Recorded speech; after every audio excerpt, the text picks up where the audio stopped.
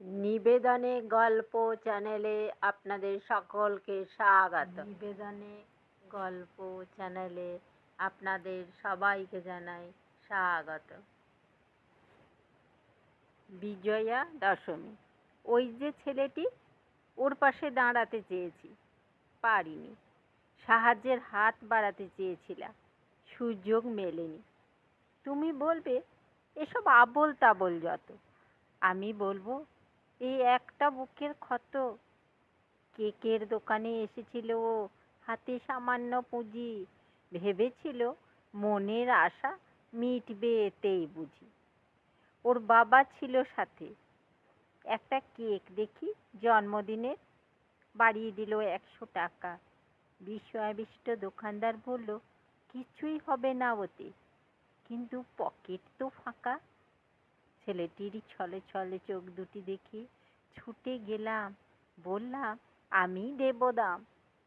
ওর বাবা তীক্ষ্ণ দৃষ্টিতে আমাকে দেখল, তারপর পাশ কাটালো।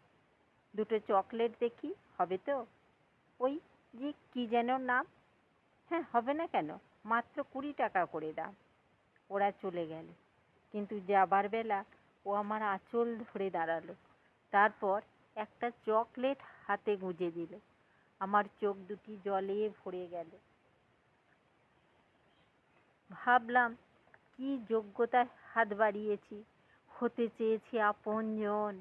ছোট্ট প্রাণে প্রীতি উপহার দিতে থেমে গেছি, আসেনি শুভক্ষণ। যোগ্যতা? তুমি হিমালয় করেছ জয়, চাঁদের মাটিতে পা দিয়েছ, সাগর গভীরে নেমেছ কত, কিন্তু কেন বলো তো বোঝাতে পারোনি ছোট্ট প্রাণের ক্ষত। তুমি ছড়াইয়ে পড়েছ চারিধারে, ঢেলেছ শান্তি বাড়ি, এনেছ সুধা সিন্ধু, তবু কেন বলো তো মরুভূমি আজও পায়নি শিশির বিন্দু। দেখেছি অনেক এই পৃথিবীর ঘাত সহ প্রতিঘাত, ভেবেছি কি আসে যায় দিন মিটিয়ে ছোট্ট শিশুর সাধ। পারিনি, আমি পারিনি।